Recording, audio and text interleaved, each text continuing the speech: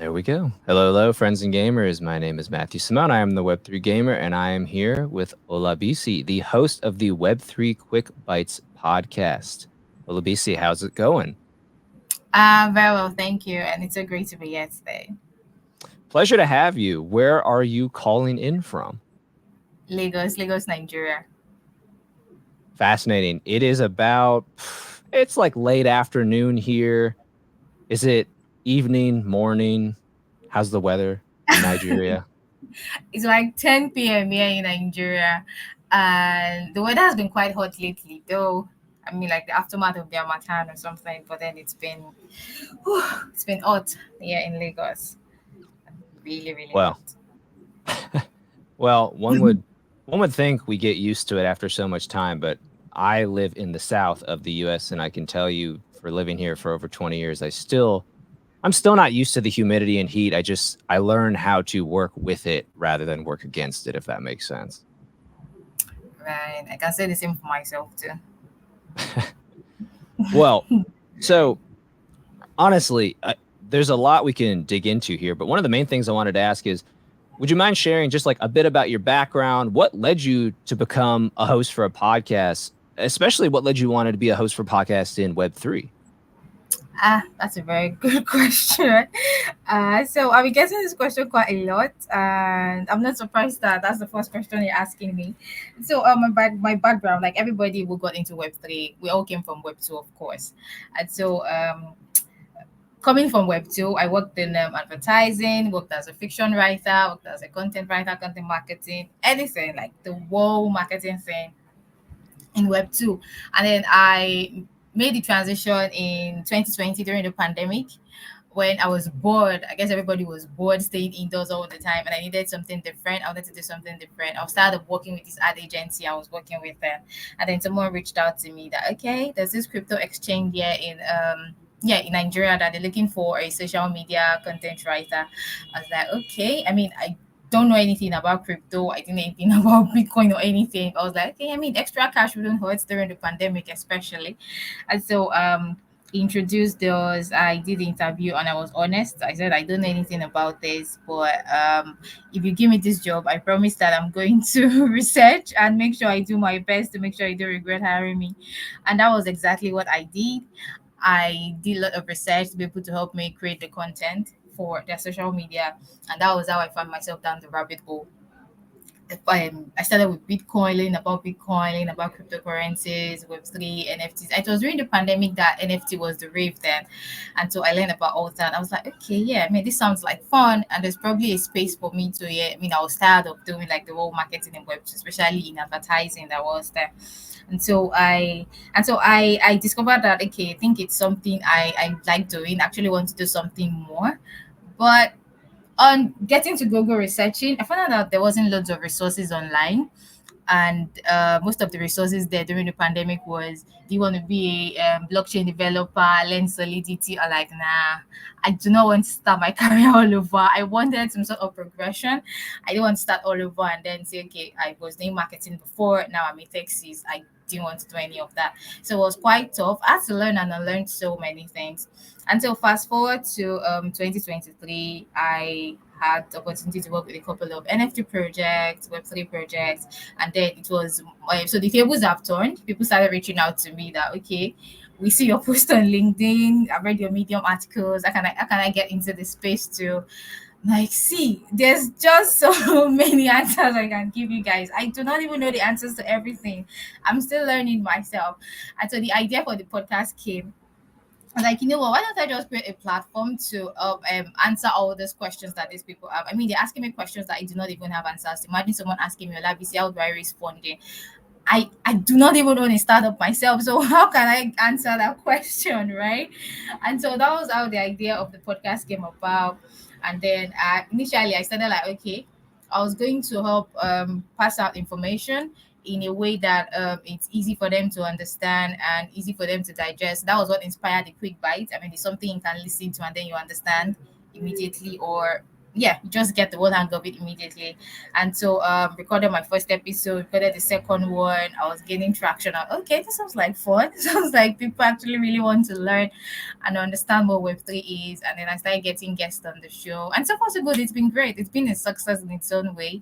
And I've had so many people to answer all those questions that I do not have answers to. I mean, though I do have answers to some questions now because I've had the opportunity to interview people from different industries, finance, gaming, entertainment, VCs, and whatnot. So yeah, that's my background. That's how I got into Web3, and that's what made me start my podcast also. Well, we're definitely kindred spirits in that sense. That's one of the main reasons I started my podcast is I was already talking to a lot of people, just trying to do various positions in Web3, figuring out what the heck was it that I enjoyed about it. Had a few things go really well, then had a few things go south, and honestly, I was already doing like Twitter Spaces and talking to people so much, and I was a big fan of podcasts. I was like, why not start doing this podcast? So, but that same thing is I love learning from people. I love being able to hear somebody who knows way more about a subject than I'll ever know, really be able to tell me about it. It's fascinating. So it's funny how we are kindred spirits in that sense as podcast hosts. That's good. Everyone has their own story, so we all have our stories. That's great.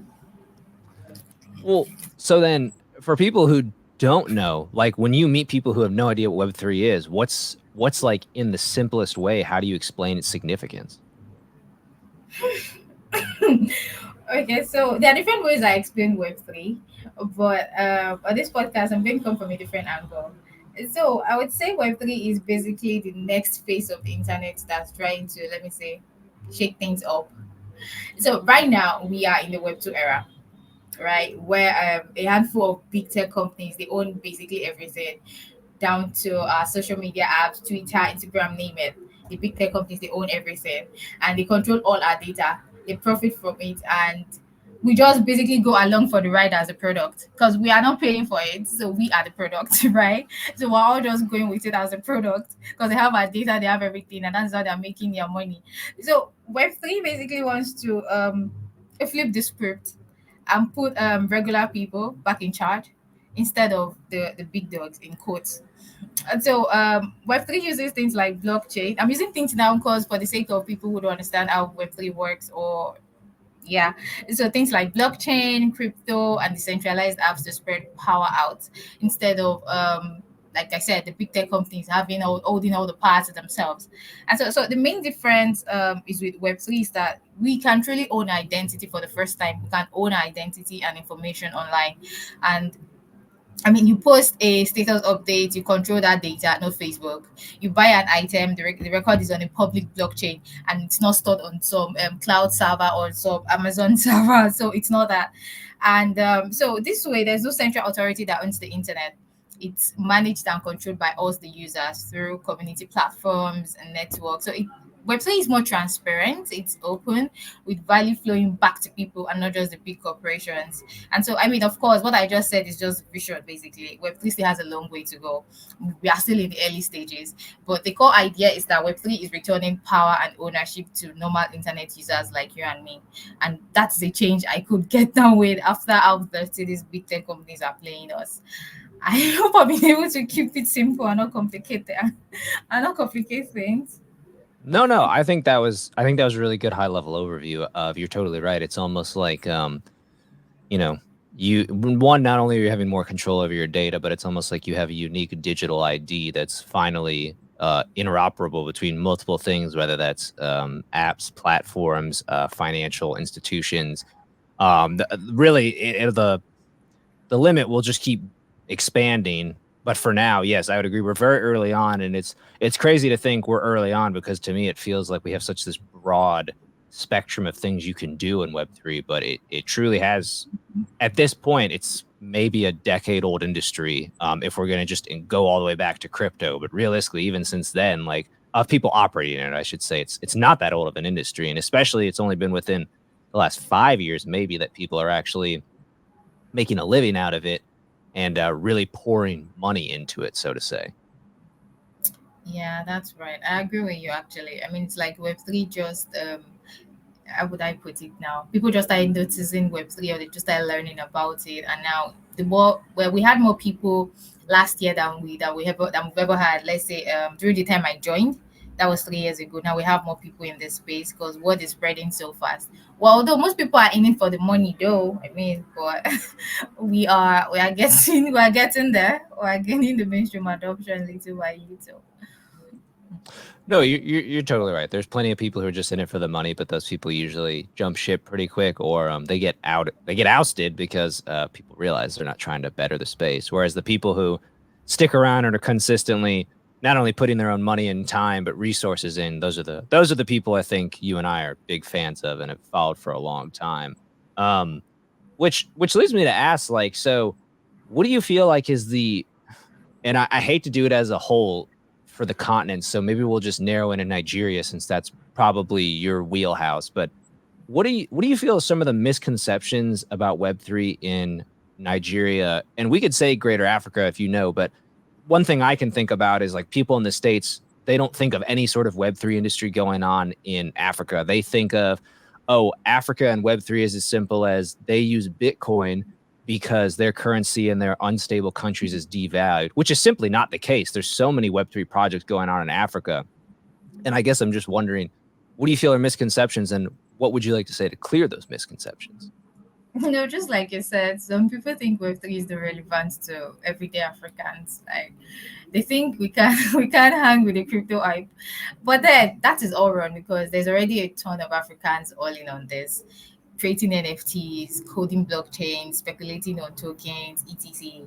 I mean, this stuff is opening up opportunities for the unbanked to even access financial services. So I would say first, don't sleep on Africa's potential yet. There's a huge potential in Africa when it comes to Web3 blockchain crypto. And so you also have people claiming that we don't have the tech infrastructure to pull off Web3. True. I agree. We still have the infrastructure gaps, of course. But one thing that is actually huge across Africa right now is that mobile money is huge.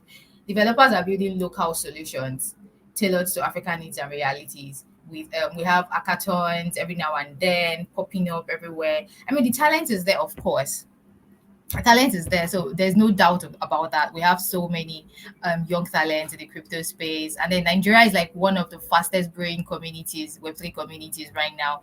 We have people joining it daily, and there's also this as assumption that I would like to clear today is that some just assume that NFTs and crypto are just like some sort of Ponzi scheme to us Africans, but it goes beyond that because there's mad utility being found, like using crypto for cross-border payments that's way cheaper than Western Union, for example, because usually when you want to receive foreign like USD, for example, use Western Union, but now crypto has actually made it easier for people to receive money, to receive payments and whatnot. And so developers are actually building these local solutions, right? And so let's also talk about African artists. African artists are making money selling their NFT arts globally. This isn't just some sort of internet hype. I mean, there are real innovative use cases that are already emerging out of here. And so I would just say that people think Web3 is just for just for the rich high level nerds in Africa. But no, you don't have to be rich or high level, especially in Nigeria to use Web3 because that is not the full picture. Social media is not going to give you the full picture. It's only going to give you like half of the picture or half of the story. And so everyday Africans were finding practical uses, like using crypto to hedge against inflation that makes our cash worth less, or the idea that our currency is devalued or something. And so we have startups who are working day and night building easy to use apps. I mean, we have something like we have Yellow Card, that's a startup here in Nigeria, for example, that makes blockchain more accessible. So it's not a case that I have to be some sort of high level nerd to be able to understand how it works. And there's also something that I've also heard that I also like to address is that blockchain can provide jobs and economic opportunities in Africa because the idea is that yeah, we just trade crypto and that is it, and that is where it starts, that is where it ends. No, Web3 is actually opening up all kinds of new careers for people. I mean, I'm an example, of course, for African youth. I mean, in crypto, NFTs, metaverse, gigs, and whatnot. So countries with high youth unemployment, like most African countries, we could actually benefit from the growth of this industry. So the reality is that Africans are already active in shaping the Web3 landscape, and there's massive potential for blockchain technology to actually help drive economic improvements and social impact across the continent. So I would just say that nobody should underestimate what we can bring to the table. And I'm just here to clear the misconceptions. We have the creativity, the also, and the technological jobs to shape the future. I don't even know if that makes any sense. But what I'm going to say is that the motherland, yeah, is about to make some magic waves in this space. So what I would just say is that you guys should just watch out for us. Because we are coming in big, and we're coming in hot, and we're coming in to take over. No, I think so. You covered a lot of things there in a good way. So like we looked at like you talked about some of the unique challenges you feel Africa faces in adopting and implementing Web3, such as the infrastructure is not there, but it's building in certain areas. You discussed specifically. I wanted you to highlight more on Yellow Card. Some African Web3 projects that you felt had significant impact. I wanted to ask, what do you think made Yellow Card successful? If there's any other projects you think of that are successful. And the only thing else I was going to say is that you were talking about how that's local talent, local entrepreneurs in Nigeria and Africa at large contributing to the Web3 space in that sense. And the other thing I was going to say is that what's nice about Web3 is it allows people like you and me who maybe would not have been able to be as easily an entrepreneur in a space somewhere else, because I feel like what's nice about Web3 is if you have a skill set, the cost of being in it is so low compared to other industries. You're not having to build out this infrastructure. If you know how to code, you can partner with other people and build your app literally in the comfort of your own home. You could build a token, you could build a platform, you could build a game, anything and everything. It kind of feels like the sky's the limit as long as you can develop and have that skill set. But to get back to Yellow Card, are there any other projects besides Yellow Card that you feel have had significant impact and what makes them successful? And also, can you discuss more why you think Yellow Card has been successful, specifically there in Nigeria? Okay, so basically, yellow card, you can enjoy the best rates to trade your BTC and USDT instantly with Naira. So for most, let's say for example now Binance, you have to have like USD to be able to trade or to be able to buy crypto or something. But with yellow card, you can actually trade in your local currency, which makes it easier for most people because you don't have to start looking at the exchange rate that okay, I have to convert my Naira to USD to be able to trade.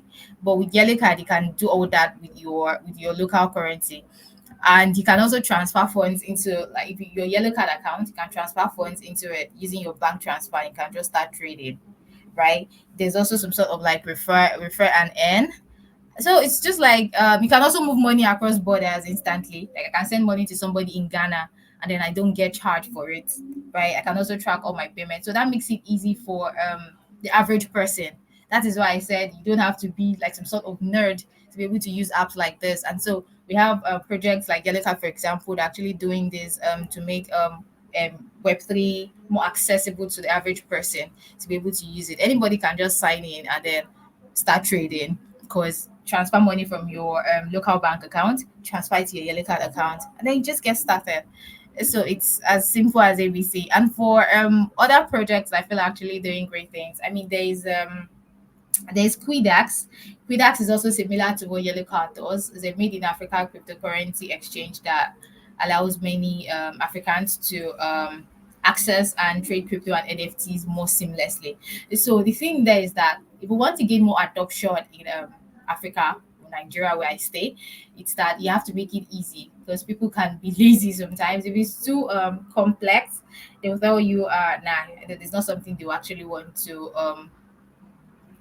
sign up for or something they want to have on their phone or something like that. So what those projects are trying to do is that they're trying to make it easy for people to just sign up with like 1, 2, 3 steps, and then you are in, and then you can just get started on it. And there's also a project that I also like because they're actually doing a great job on educating people, which is Crypto TV Plus. So it's like a Nigerian-based Web3 media company. They produce news, research, and education about cryptocurrency and blockchain across Africa. So those are just few examples of the ones I can remember now that actually doing great things to make to clear some of the misconceptions and to also demystify Web3 and also demystify the complexities that surrounds Web3 blockchain and crypto. And so yeah, I mean, there are other projects out there, but those are the ones that I can remember now, top of my head. Yes. No, and those are all amazing projects. It sounds like Yellow Card and Crypto TV Plus also have some educational initiatives that are there to help people understand and get more involved Oh with yeah, yes, Web3. they do. Yes, yes, they do. So that's really good too, because I think that's a common thing that people run into when they first get in is it's a lot, as you and I both know. And you're kind of arguably, even at when we got into it, I felt like there was a lot of resources. It was just so hard to find them and compile them in one place that it kind of felt like you were just, throwing a dart and see where it landed. And you're like, was this useful information or was it something I already knew or did it not help me for what I was doing? Whereas now you can get very hyper specific information from not only podcasts, but plenty of platforms and articles and people who literally that's their job. I mean, I had one guy on here who all he talks about is specifically for Web3 in-game economies, and he has like a legitimate degrees in economics, and he's like it's more complicated than people give it. And I was like, I believe it. He's like, you're literally making an economy, but you got to gamify it. And I'm just like, how would I have ever found out about this if he didn't tell me? Whoops, we lost Olabisi. Gonna go pause here. I can hear you totally fine. So we lost a little bit of connection there, but we're back. So when you're looking at because in the U.S. here, we've had a lot of government regulatory things going on, especially with the Bitcoin spot ETF just passed. No, a lot of people, that was good news for them because it really signified that we're having like legal standing get behind what was considered kind of like the Wild West of crypto for the longest time. And I'm wondering, in specifically, if there's anything in Nigeria or maybe Africa as a whole, because I'm clueless. Are there any government policies and regulations that impact how Web3 projects and startups operate and work?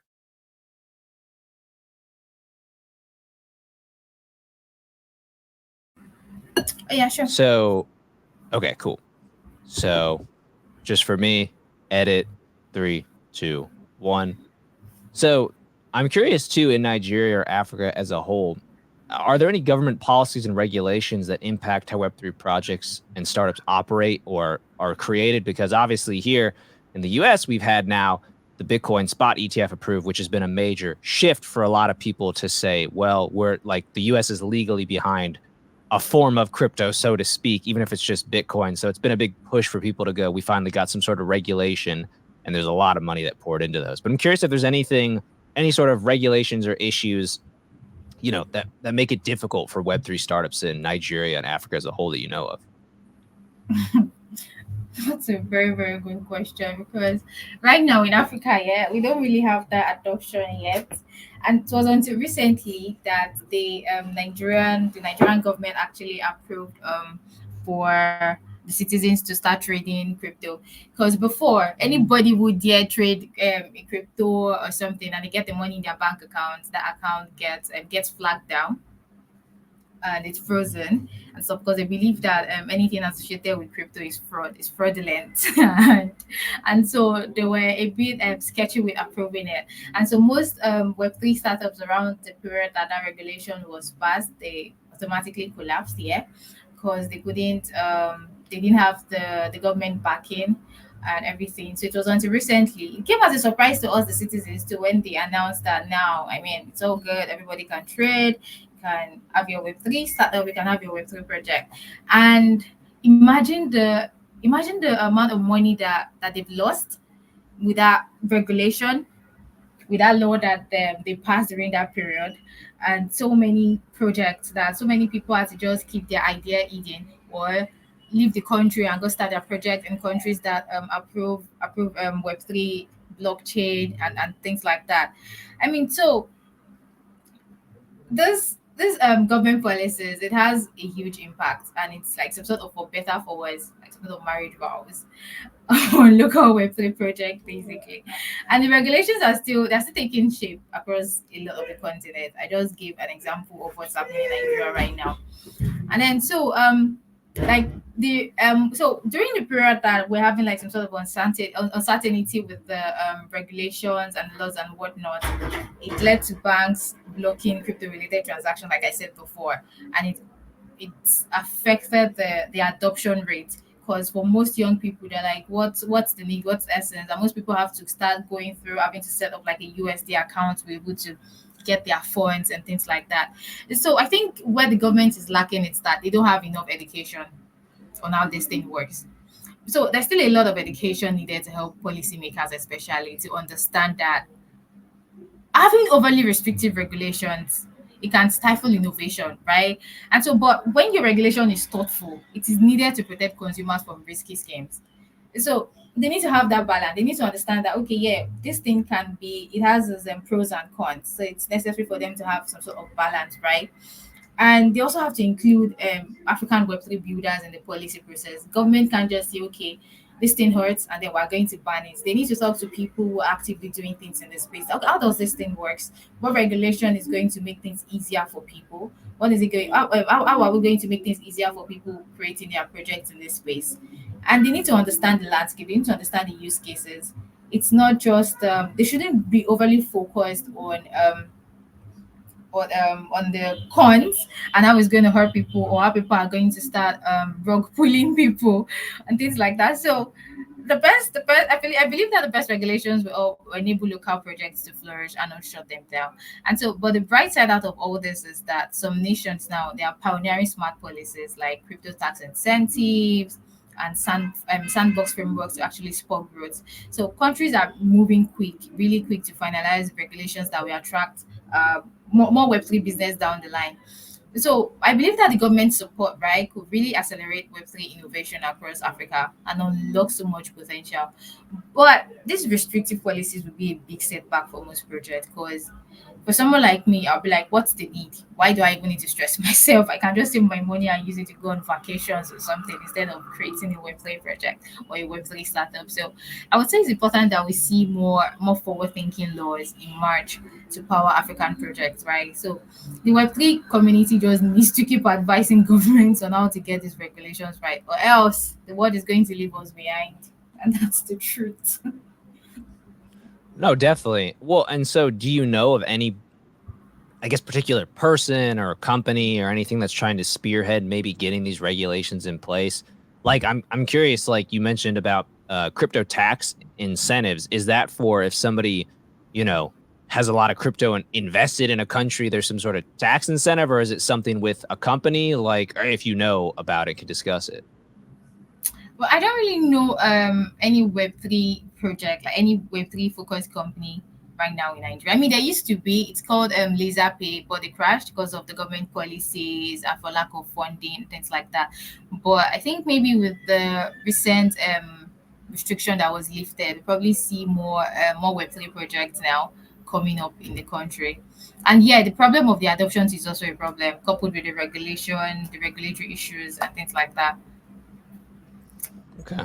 No, that's fair. I mean, it's again, I for years people have been wanting it here in the US, and it feels like we just got the very first piece of the puzzle towards some sort of actual legal um, you know, adoption, and we're still on paper we're still far from it. So it's going to be interesting to see how it develops for us versus other countries as well, because obviously you have multiple countries that have just outright banned it. They're like they want nothing to do with it. Luckily most of Africa is not that, but obviously some of the Middle Eastern countries and China is up there, even though they still have miners, so people are still mining it and using it, which is funny. So it just has gone underground, really. Yeah, that's right. Well, and so there's obviously every country in the world has its own unique cultural influences. That's what makes them their own country. Are there any unique cultural influences in Nigeria or maybe any other projects in Africa, you know, of large that have really influenced the development and adoption of Web3 technologies? Like if, I don't know if there's been a specific scenario needed or if people have done it like an NFT art project related to their cultural heritage or things of that nature.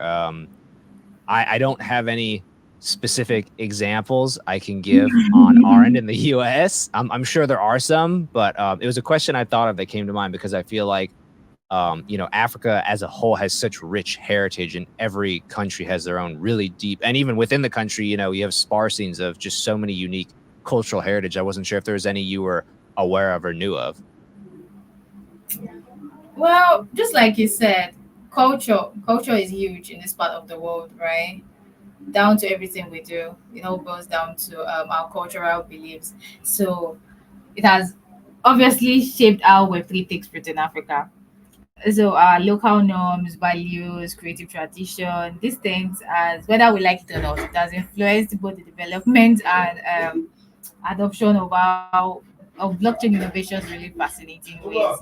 I mean, look at how NFT art is evolving with like distinctly African style. So I'll give you an example of an NFT project I worked on 2 years ago or so. And so it's called Yoruba Demons. I'll give you the backstory of what Yoruba demons are. So I'm from a tribe in Nigeria called Yoruba, and so it is common knowledge that men from my tribe, they are heartbreakers, and so because they are heartbreakers, they started calling them Yoruba demons, of course. And so it's something that is unique to my tribe here and the Yoruba tribe in Nigeria. And so this NFT project decided that okay, they wanted to create an NFT that's called Yoruba Demons. I mean, of course, when we were brainstorming on it and everything, we're like, okay, this is actually going to reflect a certain part of our culture.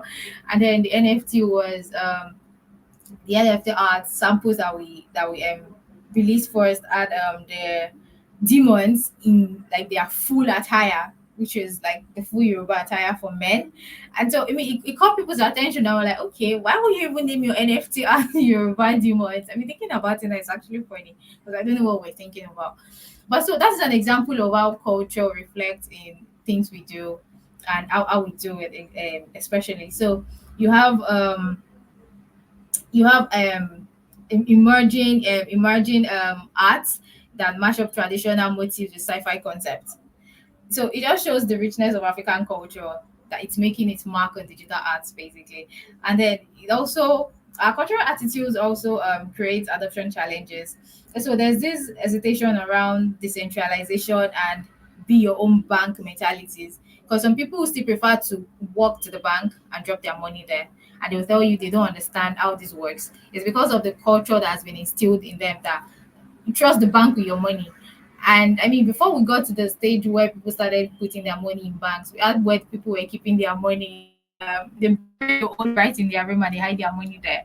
So it took a lot of it took a lot of education for them for people to start accepting the fact that keeping their money in banks is more safer. Yeah, it's more safer, right? And it's more secure for them. And so it's also the same with Web3 and crypto. We have people who will tell you that they can't see it. I can't see crypto. I can't see crypto. I mean, I told my mom one time, bring your money, let me help you keep it in crypto. And she was telling me that she hasn't.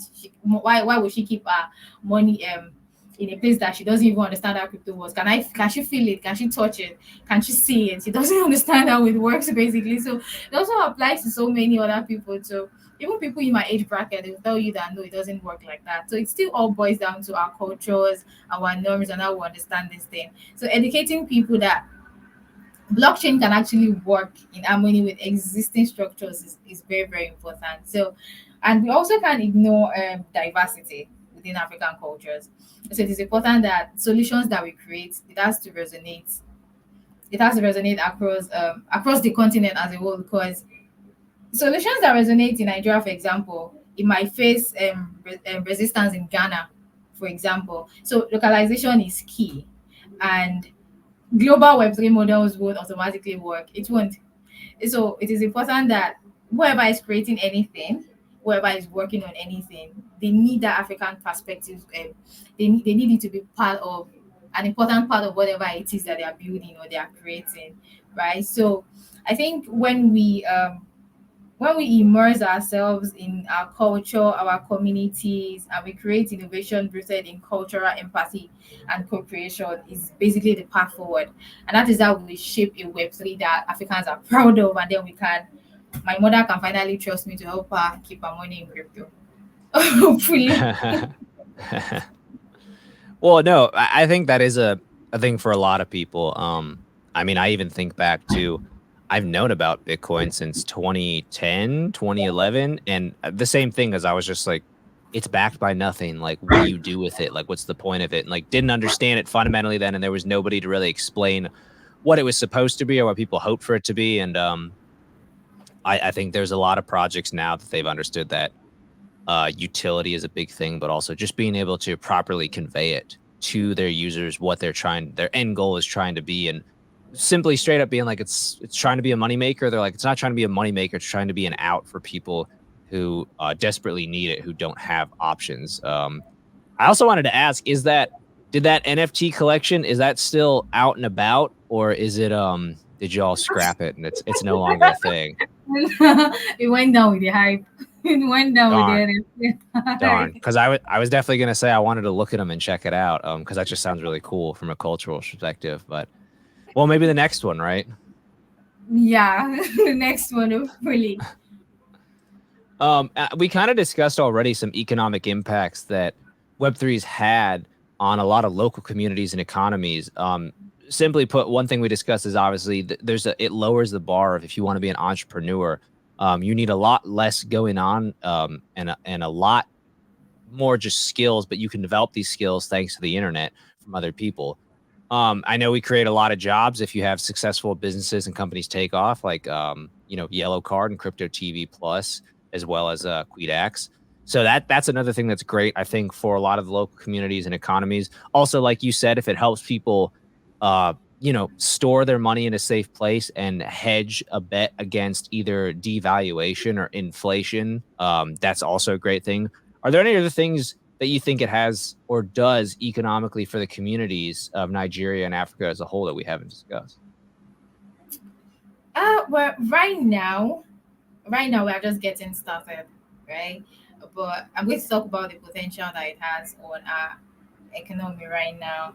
So, I mean, Web3 actually has the huge potential to make a positive economic impact across Africa if implemented thoughtfully. The key word here is being implemented thoughtfully, right? And so the key is like building solutions that empower everyday people and not just big institutions.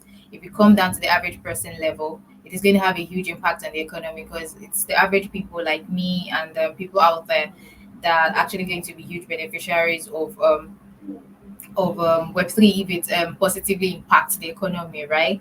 Because that's the mistake most people make. They tend to look at big institutions as the cash cow, and then they keep forgetting that the average person out there is actually the person that how would I put it? Is the person that's actually going to invest more in the project if implemented thoughtfully. I'm going to repeat that again. And so currently now we can see how crypto is expanding access to global capital pools for small businesses in Africa. So usually before, projects used to have issue with raising funds or having access to global funding. And so now it's never been easier for, let's say, a startup in Kenya or for like an entrepreneur in Kenya right now to raise funds from investors, crypto investors in North America or Asia. Web3 has actually breached that gap. Well, I'm not saying it has breached the gap entirely, but that's actually made things sort of easier than how it was a couple of years ago. And so that money can go a long way in stimulating major local growth, right? And so because that money comes into Kenya, for example, the Kenya person builds businesses, in turn he employs people who in turn have to take care of their families, and that way money spreads into the economy. And that is one of the growth factors. And so I also feel like economy wise, NFTs can also be like some sort of enabler for African artists, musicians, and creatives to tap into new revenue streams and then global audiences. Because as a young creative, you can find meaningful incomes in your own community rather than needing to migrate abroad. Because the whole idea that I have to leave my country to be able to be successful, I believe Web3 is going to change all that because you can be in your country, grow your own community, have people pay you in tokens, NFT, crypto, whichever way you want to receive your payment. But the bottom line is that economic gains, like I mentioned before, can't just be concentrated among the elites and urban hubs. For Web3 to really transform African economies, right, we need to keep the decentralization and financial inclusion at the core. So if our local farmers, vendors, creators, and more can directly have access and they can directly leverage these tools to uplift their lives, then the rising tide will lift all ships. I think so. I think it's going to lift all shapes. And then community-led development is actually important, because this is something I always tell people, that at the heart of Web3, at the core of Web3 lies community. Community is very, very super important. I was about to say super super important in Web3, right? So I'm hopeful. I'm hopeful, but we need long-term vision. We really need long-term vision. So band aid crypto projects who barely last for crypto project that barely last for a year is not going to cut it. That is not what we need. We need to put our tools, our powers directly into the hands of local Africans, people who understand how the economy works, people who understand that we need that capital, we need that investment to be able to grow our economy. So that is how I believe that the technology is going to realize its potential in growing our economy as a whole. Yeah, and so that begs the question of, clearly, all you have to do is look around in the space and see that not only is Africa as a whole, but many countries within Africa more than capable of making and creating amazing Web3 projects and having a platform and really bolstering the platform with a unique perspective and cultural heritage that other countries cannot even begin to offer. Why do you think Africa is so often overlooked in the global discussions about Web3? Do you think there's anything we could do to change this other than kind of what y'all are already doing, which is keep on keeping on? I mean, I feel like in Africa, you have so many bolstered projects that other countries within there know about, but, for people outside of it, it's hard to discover. I feel like the two top countries it's easy to discover things for, I should say three areas. It seems to be the U.S., the Middle East, and then Southeast Asia seem to have a lot of play in the Web3 market as a whole for various reasons.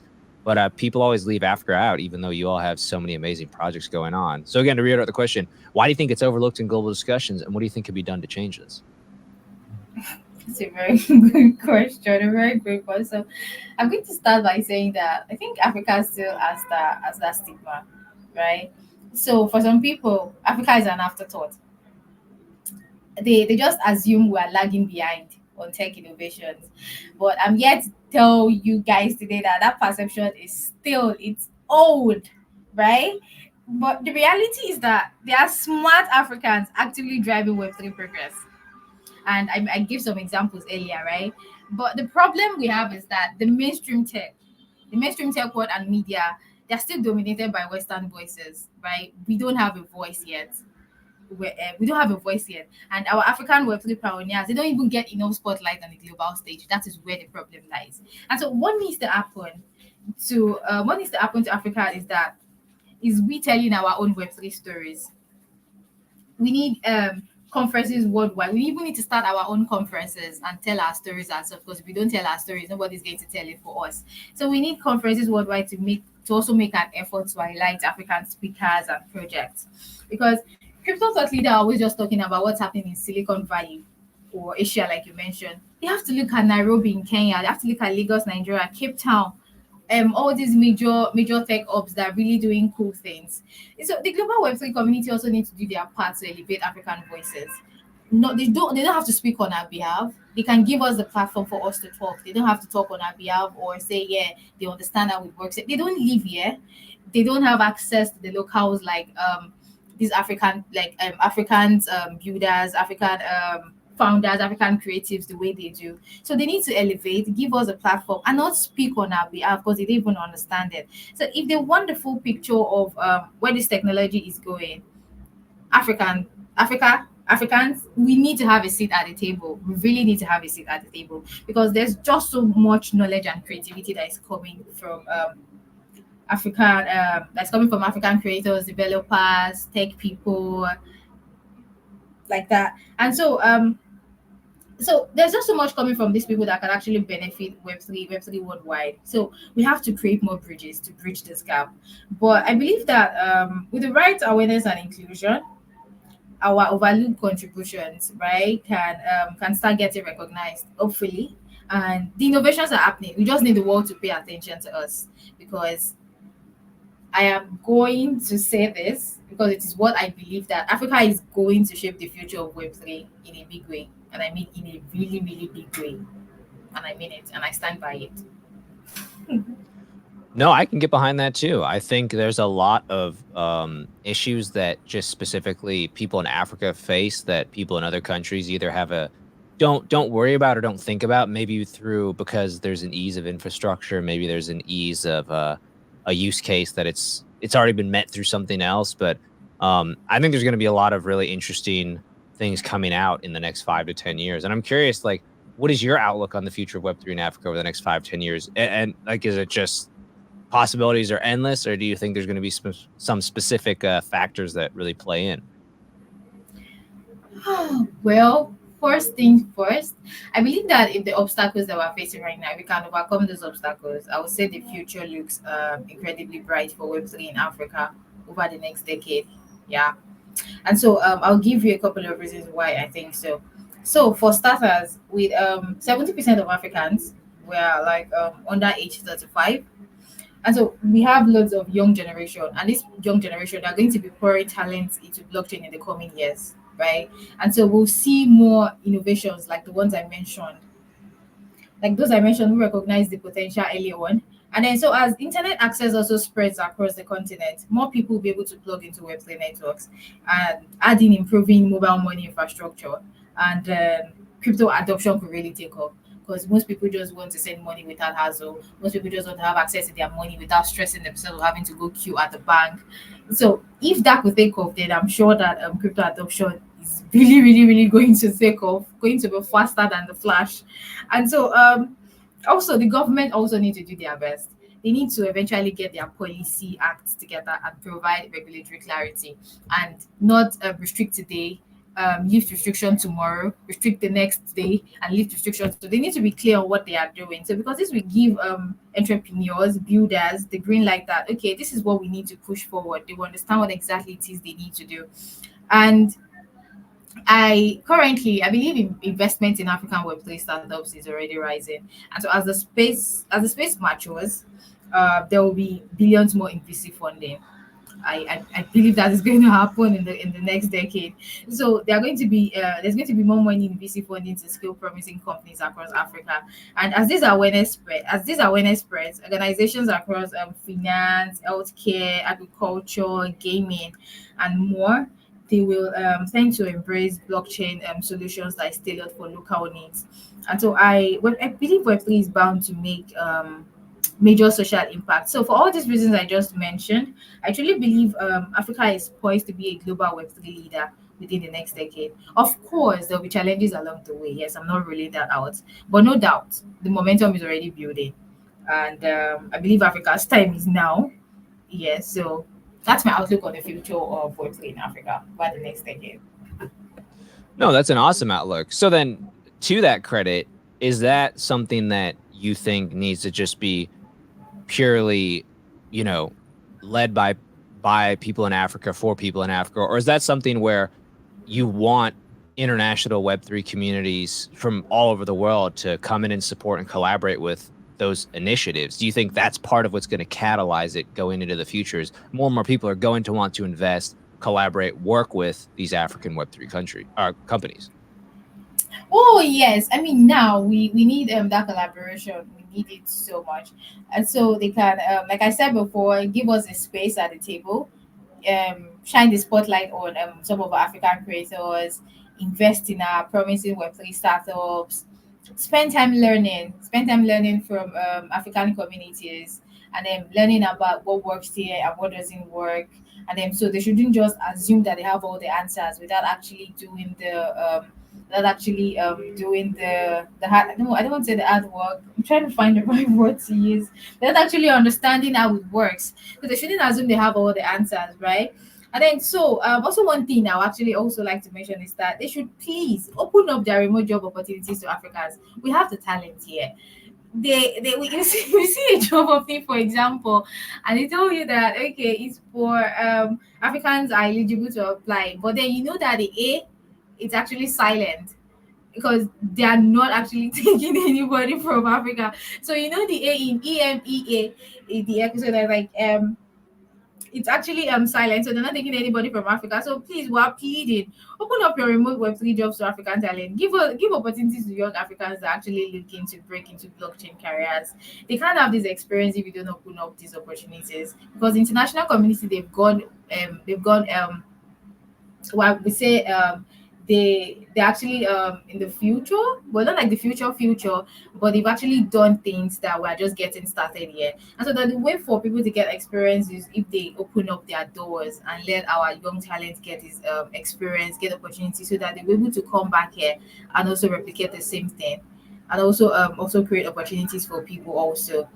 And I mean, also advocate for better connectivity, infrastructure investment across Africa. There are still doubts on investing in Africa. There are still so many people unsure if Africa is a great place to invest. And so, I mean, they should international community should please. I'm going to say it in my local English that we say in Nigeria.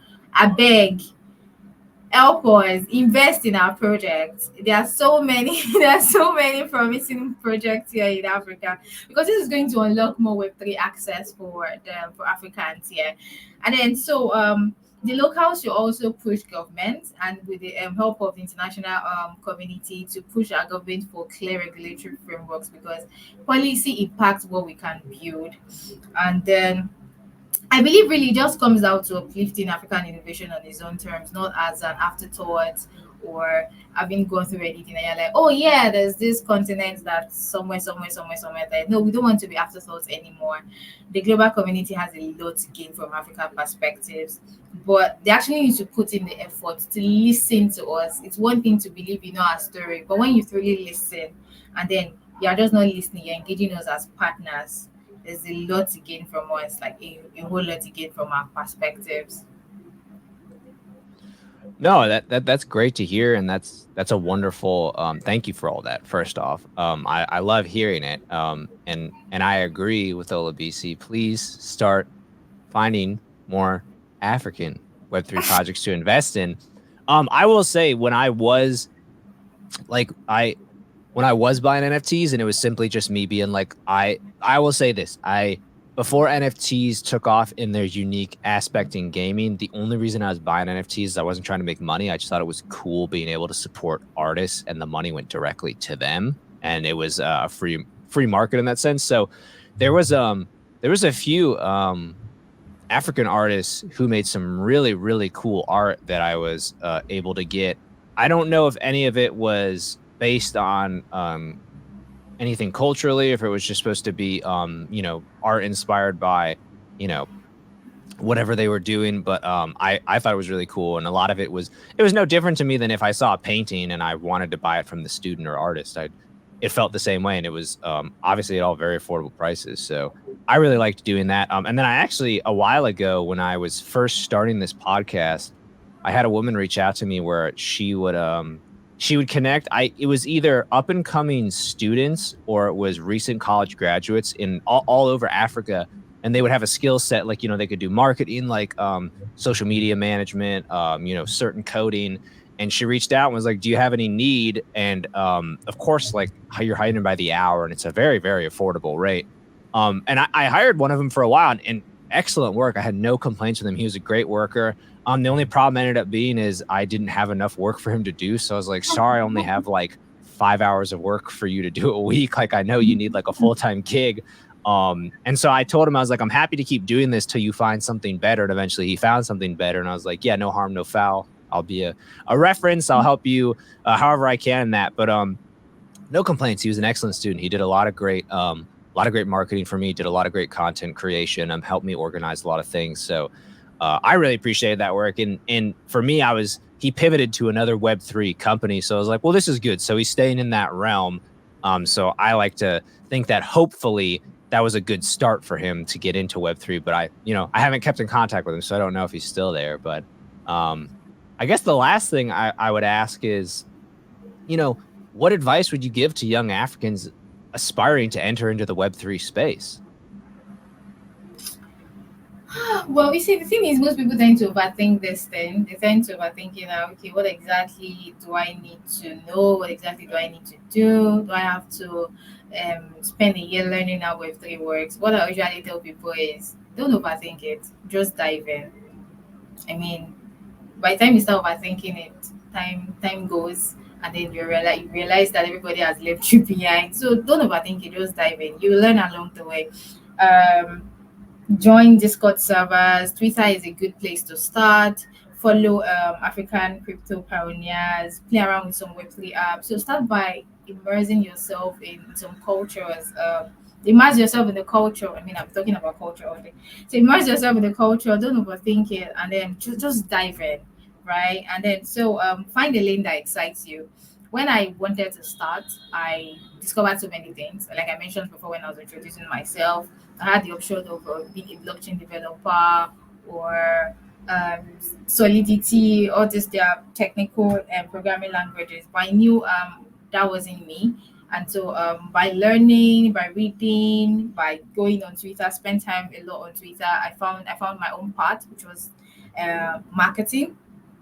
And so I always tell people that there's no how you there's no how you want to go about it. You always find a lane that excites you. It could be DeFi, it could be NFT art, it could be crypto education, it could be metaverse gaming, whatever. Just build up your skills and network in that niche. And the thing with Web3 is that by the time you have like a huge network, you don't even have to have a huge network before you get your first opportunity in the space. Just by showing up every day, people get to see you, they get to recognize you. And so just find something that excites you, and then make sure you are good at it. Make sure you are try to be the best at it, right? And also partner up. You can't be a lone wolf in Web3. Nah, you're going to get tired, you're going to get exhausted, and you get frustrated. Always partner up with people, always collaborate with other passionate people. Look out for projects that are organizing hackathons, or a startup that with complementary skills, like maybe a startup that is looking for someone with your skills. Reach out to them. Most Web3 founders, I believe they have like this open door policy. You can reach out to anybody, tell them what you have to offer and things like that. You might not get that big salary at first, of course. You might not get that big salary at first, but then by the time you start working your way up the ladder, by the time you start earning something we call amroba salary here in Nigeria, it means people who are actually earning a lot of money. So you have to work your way up the ladder. And so always also one thing I also like to say is that experiment relentlessly. Don't fear failure. I think that is one of the things that is holding people back. They don't want to fail. They believe the space is moving fast, and yes, the Web3 space is moving fast. We're having this conversation today, we'll go to bed, wake up tomorrow, something has changed in the space. And so don't be scared of failure. I mean, the space is moving fast, like I said, so just keep testing ideas and see what gains traction. And always educate yourself on the tech, the ethics, the risk and regulation. So you just don't go start something and then you just wake up one day and the Nigerian government has said, oh yeah, sorry, we're too excited when we said we lifted the restrictions and on crypto trading. We changed our mind, it is back. So always educate yourself, always learn all these things, understand how it works. And if you are in Web3, you have to be patient. You have to be super patient. You have to be patient and keep grinding, because success in this space doesn't happen overnight. But if you stick with it, I can guarantee that you absolutely make your mark on this space. The opportunities are endless for those with courage, creativity, and grit. So what I would say is jump in. I mean, the water is fine, of course, but believe in yourself and your vision. Right, and you got this. Yeah, you got this. Yeah, I couldn't agree more. Beautifully said. The only thing I would add to it from my personal perspective that I think helped me is if you can find a mentor, it really helps, even if it's just a specific skill like marketing, coding, social media management.